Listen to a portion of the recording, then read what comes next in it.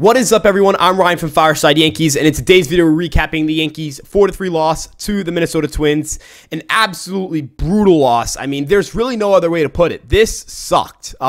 This sucked. I mean, there's no other way to put this. There's no other way to word this. There's no other way to sugarcoat it. This was a brutal loss for the Yankees. They had this game in the bag. They jump out to a quick 3-0 or 2-0 lead off of a Volpe home run, his first of his career. He goes 1 for 3 with a home run and a walk. And Judge follows up right after. They go back-to-back to start the game. Nestor goes 7 innings. He gets 7 strikeouts, 2 earned runs, 5 hits allowed, no walks. You feel like you're in control of this game. You hand the ball to Clay Holmes with a bunch of righties up, and he just doesn't get the job done. And there's a lot to talk about in this game. There's plenty of twists and turns, and we'll get into everything. But before you guys get into anything, let's make sure to like, comment, and subscribe. Show us some support. You guys have been great lately with it, and we love if you guys can continue to show us your undying support. You guys have been awesome. We love you guys so much. We appreciate you guys continuing to tune in, continuing to join in on the conversation, and continuing to give us your input on what's going on with the New York Yankees. But without further ado, let's get started with the pitching side of the ball. Again, Nestor was excellent today.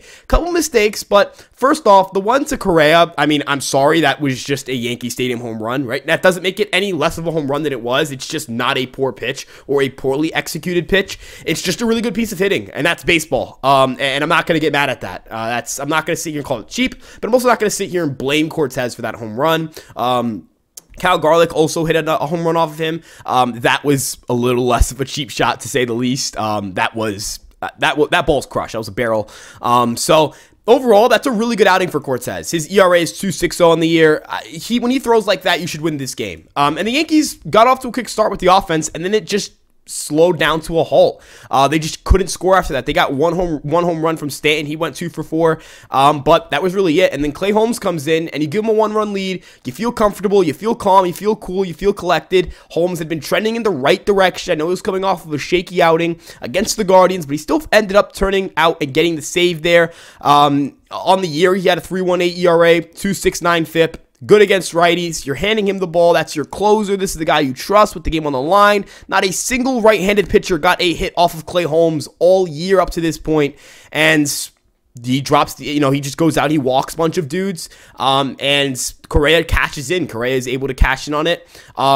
And that's the game. Peralta came in and he tossed a really nice inning. Peralta's been really just rock solid all year for the Yankees. And that's your ball game, right? The Yankees bring in a guy who, in his career, has a 191 average allowed to righties. Yes, even including his time in Pittsburgh, where he got torched by righties. With the Yankees, he has been dominant against righties. He's given up 3 home runs since 2021 against righties. He's given up 6 doubles. So he's given up 9 total extra base hits to righties, and he's faced plenty of them since 2021, and it just came at a really untimely moment. That's baseball. That's life. Am I going to sit here and say that Clay Holmes going forward should be in high leverage? Probably not, but am I going to sit here and get upset at Aaron Boone for saying, here's the righties, Clay Holmes is going to be the guy we bring in the 8th inning. We'll use Wandy to close this game. That's the lane. That's what we'll go with, and it backfires on him. I'm not going to blame Aaron Boone for that. You guys may blame Aaron Boone for that, but I think that's nonsensical. Again, he doesn't have a single hit allowed to righties, right? He does have some walk issues this year. He's had some shaky command, but none of it has been against right-handed hitting, right? 9% walk rate isn't great, but a 54.5% strikeout rate versus right-hand hitting, he's dominant. They can't touch him. Righties do not touch Clay Holmes. His sinker and his slider are just untouchable if you're right-handed. And today he was touchable, and today he was hittable, and today he was wild, and today he was easy to lay off of. That's baseball. That's how baseball works sometimes. It's a cruel game. It's a cruel sport. Sometimes stuff like this just happens, right? I'm not going to sit here and rip Aaron Boone for bringing in a guy who does well against righties to face a righty. If you're going to sit here and get mad at that, I don't know what to tell you. There are people who wanted Marinaccio to come into that game. Marinaccio's better versus lefties than he is versus righties. I'm not saying he's bad versus righties per se. He's good against everyone, right? It's Ron Marinaccio. He's excellent. But he's not perfect, right? He also has walk issues, right? He's walked nearly 20% of batters faced.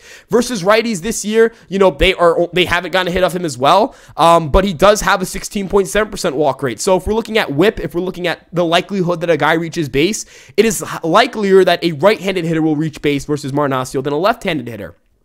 And it's likelier that a right-handed hitter will reach base against Marnacio than they will against Clay Holmes. Marnacio's a 323 OBP allowed versus righties, right? He walks in his career 16% of them. A 1-2-1 whip against righties. It's not the logical decision to go to Ron Marnacio there. I apologize if that pisses some people off, but that's just not the lane to bring in Ron Marnacio. When you're talking about lefties, righties, you know, what works well, vertical movement works a lot better against left-handed pitching, left-handed hitting if you're a right-handed pitcher than it does against right-handed hitting if you're a right-handed pitcher. Clay Holmes is about east-west movement. Ron Marnacio is about north-south movement. That is the difference in splits right there. Again, Wandy Peralta came in, he shut the door. Now, is Wandy Peralta someone that should get Clay Holmes' closing reps? I do think that. I think Wandy Peralta is currently this team's second best reliever or best reliever, depending on how you view either Michael King or Ron Marnacio. He's definitely top 3 on the team. You feel good about your top 3. And I would even go as far as to say I don't feel that bad about Holmes. I feel like it's a command thing, and I feel like that's going to iron itself out. I'm not sold on, I'm not selling my stock on Clay Holmes. I don't really think the Yankees should necessarily treat him as their best reliever. That, I think, goes to Wandy Peralta or Michael King or Ron Marnacio. But in a spot where it's a bunch of righties up, I want Clay Holmes there. That's the guy. That's the guy I trust versus righties, and he just didn't deliver tonight. But on the offensive side of the ball, you know, the Yankees got hits. They had 8 hits today, and they only cashed in 8 of those. They didn't walk too much. They only had 1 walk. The Twins did a really good job of keeping the Yankees from getting free passes. Louis Varland did give up 3 home runs, but 8 strikeouts to 1 walk, 3 earned runs, 6 innings pitched. He did a job, and then their bullpen came in and the Yankees couldn't touch him. I will say I do question the decision to have DJ LeMahieu ready to pinch hit for IKF, but not bring him in for Jose Trevino. Willie Calhoun is not a good hitter. He had a really good spring training, and that's great, but in his major league career, he's been a bad hitter. LeMahieu is a 130 WRC plus hitter this year. Last year, it's above 115. He's a better hitter than Willie Calhoun is. That's not debatable, and I feel like that should lead to Willie Calhoun not coming in before DJ LeMahieu. Now, if the Yankees were just avoiding DJ, if they just didn't want DJ to hit, they wouldn't have had him come up for IKF or wouldn't have had him on deck. But since he's on deck, I expect him to be the guy that's first off the bench. It's not even a defensive mismatch either, because you could just bring in LeMahieu to play third base for IKF and then let Higashioka replace Calhoun in the lineup if you were to score. It didn't really make sense to me, but that's nitpicking. End of the day, the Yankees didn't lose the game because Willie Calhoun was in the game. They lost the game because Clay Holmes didn't do a job and the Yankees only scored 3 runs. That's why they lost. That's baseball. That's life. End of the day, that's a gut-wrenching loss. That's a brutal loss. There's no other way to put it. But the Yankees fall to 8-6. And if you're 8-6 through your first 14 games, I don't think the season's over. And I don't think you could even have your season over in 14 games. That's just my opinion, but take it as you will. If you average what 8-6 is for an entire 162, that's a 92.5 win team. If the Yankees play 92.5 win baseball without Carlos Rodon, Luis Severino, Harrison Bader, and DJ LeMahieu limited, that's not bad. I'll take it, right? And then when those guys come back, you imagine they play better. Is this team going to take steps forward? Probably, because their pitching is not great outside of Cortez and Cole in the rotation, and quite frankly, Rodon and Severino are significantly better than what they have in the rotation. But it is what it is. They lost today. They lost. They're not going to win this series, right? Because it's a 4-game set. You lose 2. You can't win the series. You can tie the series. And that's what you got to do tomorrow night. Herman's pitching, or tomorrow afternoon. I'm not actually sure when the game starts. I'll double check that right now. But yeah, it's a 1 o'clock start. It's Tyler Mahle versus Domingo Germán. Germán's been bad to start the year. You imagine he's due for a good start at some point, right? Kind of like Brito, goes out there and he had a really bad start just to pass through after his first 2 good starts. You feel like Germán's kind of due, and I feel like Germán's due. So maybe he turns in a good outing. We'll have to wait and see. But with that being said, let us know what you guys think in the comment section below. What are your instant thoughts, reactions, all that stuff? Let us know. You can tweet at us at Fireside Yankees. You can comment on our Instagram post at fireside.yankees. Check out our TikTok as well. And you guys can also make sure to check out our YouTube page and our Facebook. If you're listening to this on Apple Podcast or on Spotify, leave us a 5-star rating. And of course, if you're listening to this or watching this on YouTube, make sure to like, comment, and subscribe. You can get my Twitter account at Ryan Garcia ESM if you want some terrible tweets or to just argue with me. I like arguing.